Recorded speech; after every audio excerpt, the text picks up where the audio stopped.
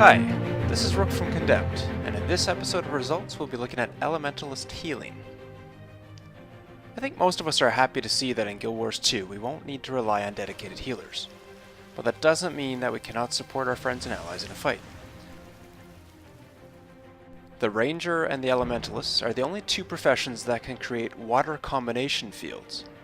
The Ranger can create Healing Spring as their heal skill, and the Staff Elementalist can cast Geyser and Healing Rain.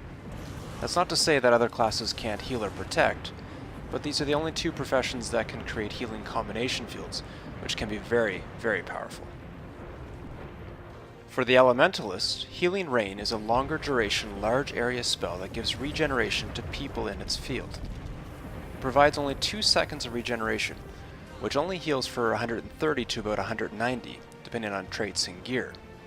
It doesn't sound like much, but the regeneration stacks up to 10 times between the initial cast and the 9-second duration, providing regen of about 2600 to 3800 if enemies don't move quickly to remove this boon. If you add some points to your arcane power traits, as well, it can last even longer, providing more healing. Certainly nothing to sneeze at. Now that's certainly good, but what's better still is when you combine this skill with a combination finisher such as Blast.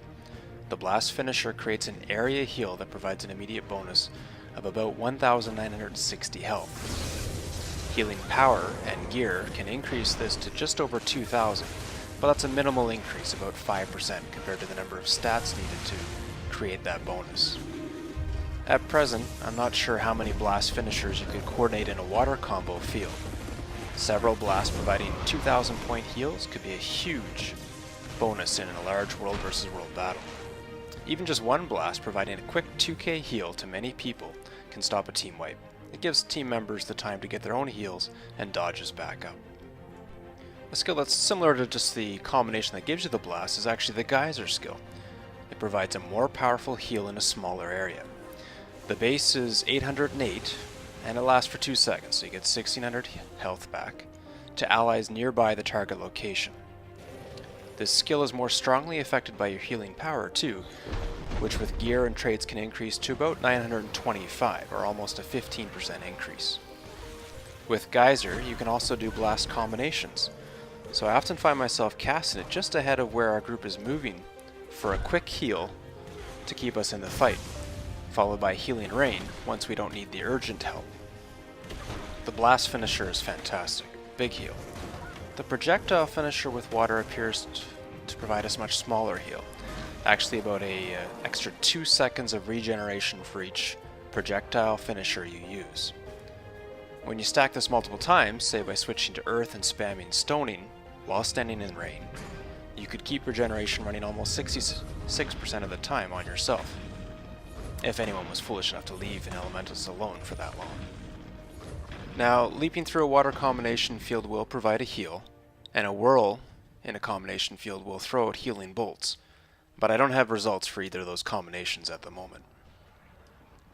When you are increasing your traits, while 30 in water might be a bit excessive, it just doesn't seem to provide enough bang for the buck in my opinion. 5 is an easy decision because it will provide the ability Soothing Mist. While it counts down periodically from 10 seconds, it appears to keep replenishing itself anyways, providing more than 80 heal per second continuously.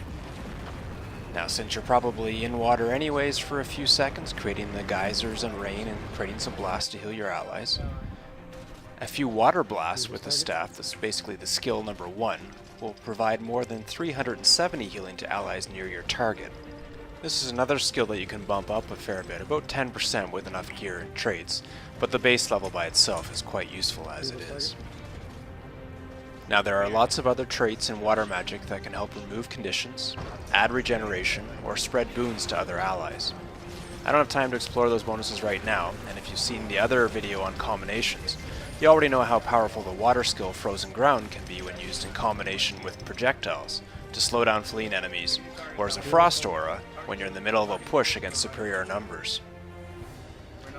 Tactically, water combinations, as opposed to the ice combinations, are not an opening move.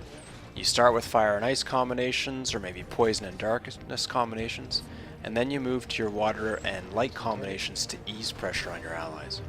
You'll probably focus more of these on your mid and back line, as this is where any frontline people being hurt should be dodging back to ward to get heals and hopefully overextending the enemy in the process, or at the very least getting some line of sight opportunities to mitigate damage even further, and at least get out of the enemy's range as well.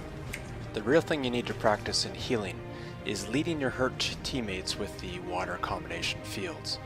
It can be a lifesaver if you can time it correctly so that they're just going through it as that geyser or healing rain pops. As mentioned in the notes earlier, we're going to have a table with detailed results here at the end. This is Rook from Condemned. I want to thank you again for watching. We'll see you out on the battlefield.